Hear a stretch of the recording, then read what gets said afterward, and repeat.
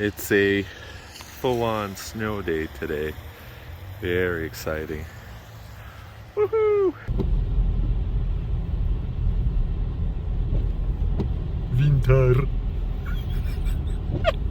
Welcome everybody, my name is Michael. Today we are discussing about how FTX and other large events in crypto have affected trading and Bitcoin falling to $16,000. And look at this, November 15th. I'm excited. Thanksgiving's next week. There we go. You can't really see it, but whatever. Thanksgiving's next week. And finally a day off. So we will have a very fun time. But those in crypto, not a very fun time because you've lost a lot of money if you had money in crypto. And the past year and a half has not been that great at all. So all Bitcoin enthusiasts freaked out when they saw that the price of Bitcoin suddenly dropped $2,000-$3,000 in a single day, which is normal for crypto. Ethereum dropped the whole market. We fell below $1 trillion. We went to 800 million, and that's still a pretty large number, but it hasn't been the best. But of course, this whole year hasn't been the best with interest rates and house prices and car prices and inflation and groceries and gas and everything, and it's been a tough year.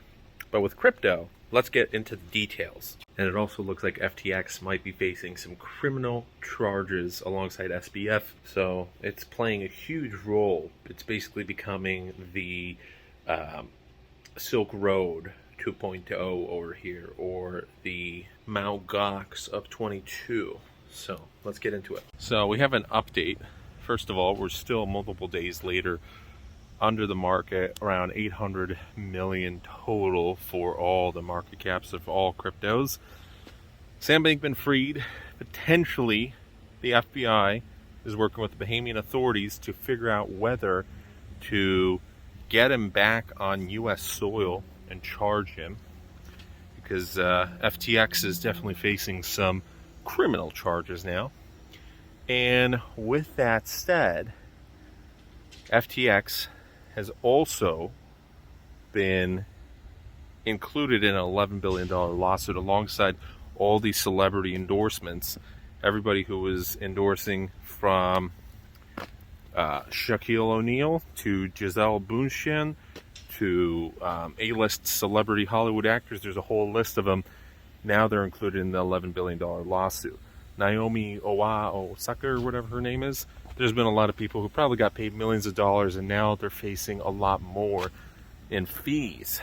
So a lot has happened recently. SBF has listed his Bahamian $40 million penthouse for sale. But some people are laughing because he was very altruistic, and the pictures definitely don't look altruistic of an apartment with 5 bedrooms and massive walls and just very luxurious. So, it's cold outside. The FBI is planning to potentially extradite SBF.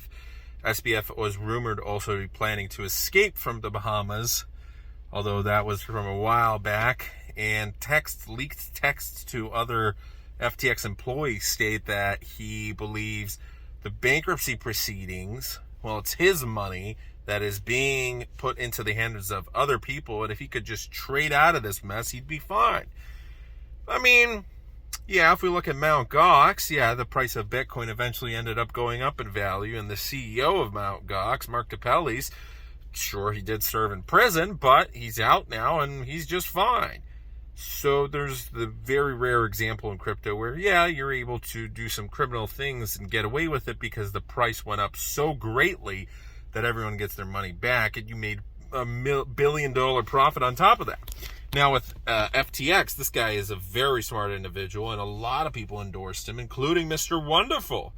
And Kevin O'Leary has just stated that if he were to invest in FTX SBF CEO again, then he would, because he's a genius, and geniuses make mistakes every now and then.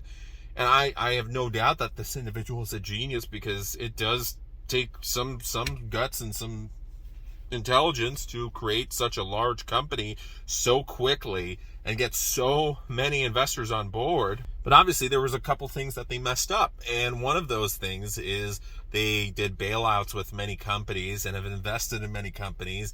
And now Solana is on the rocks because of FTX. There's hundreds of companies that are on the rocks because of FTX and Alameda Research. And BlockFi is on the rocks because BlockFi is potentially planning bankruptcy again. And they halted trading over the weekend. These are huge waves that are happening in crypto right now. And Binance has created a fund to essentially halt the vulnerability that's being caused by FTX crashing right now. But there's a lot of stuff that happened. And part of that is because probably CZ wanted to crash FTX. Part of that is FTX also deserved it. But there's a lot of manipulation. There's a lot of scheming. So Tom Brady, Gisele Bündchen, Larry David, you have all sorts of people who were promoting or at least starring in an advertisement, such as Larry David. Well, clearly it wasn't so much so a promotion as in like an influencer saying, oh yeah, you got to buy this because it's going to go up and all this crazy stuff. No, that doesn't happen. I agree with the fact that these people should be sued, from tennis stars to football players to actors to comedians. No, I think that's a bad precedent because you're playing in an advertisement. Steph Curry, I mean, a lot of these people probably did less harm than a lot of the influencers who were hardcore promoting. And even in this case, it wasn't like a BitConnect type deal. This was an exchange that had some failures, and SBF probably maybe did some criminal activity. But with that said, this is a lot different than promoting an obvious scam. You could promote a food company and it goes bankrupt the next day, and what, you're going to get sued for that? You also had Coinbase CEO Brian Armstrong come out on Twitter say that there's more evidence on Twitter of SBF's wrongdoing than there is on the New York Times or other big magazines and newspapers. So part of that could be due to the fact that there was a lot of political contributions, some say amounting to $40 million. And once you get up into those networks, you have connections, you're able to sue people, you're able to pretty much do whatever you want. So big magazines were also owned in part by these politicians and their friends and powerful billionaires. They're not going to be writing terribly negative pieces about you and your company, which maybe the politicians are also potentially investing in. Who knows?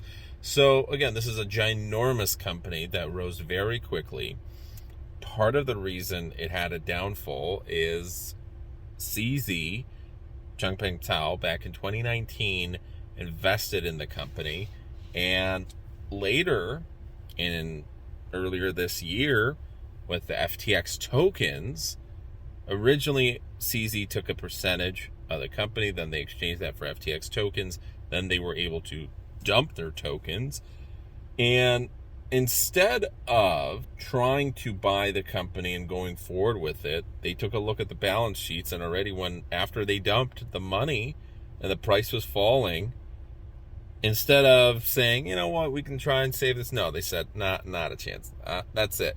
So maybe it was a power move. Maybe they never even wanted to buy it, but they just wanted to make it seem like they'd buy it, and the news ate it all up. And as soon as that second piece of news hit, other investors wouldn't want to invest as well because, hey, why doesn't Binance want to invest? They're much wealthier than us. Do they see something we don't?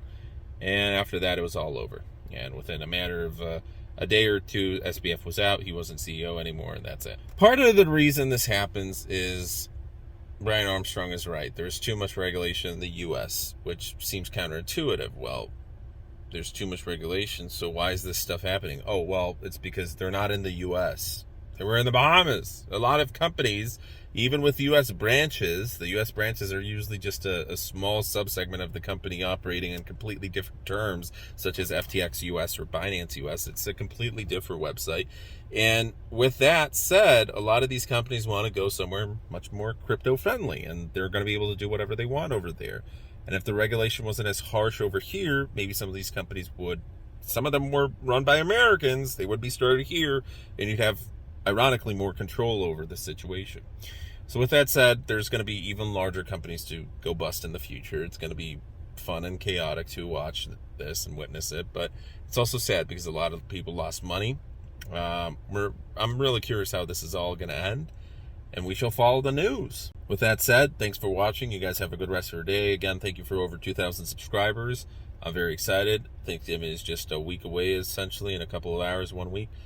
My teeth hurt. I went to get an x-ray. I had a root canal here. I avoided a root canal up top, but on bottom, I'm hurting a lot. Maybe it's a cracked tooth or something because nothing's showing up on the x-rays, but it's different than the root canal tooth pain when it was initial, but it is sensitive. It's just very painful. I don't know what to do. Maybe it's wisdom teeth, but I was told no. So maybe anybody out there, maybe you know what this could be. I don't know. I've been reading into cracked tooth syndrome, but I mean, the only thing is I had large fillings on every one of these teeth, and maybe something's going on there, but nothing on the x-ray. I don't know. I had that tested, so we'll see.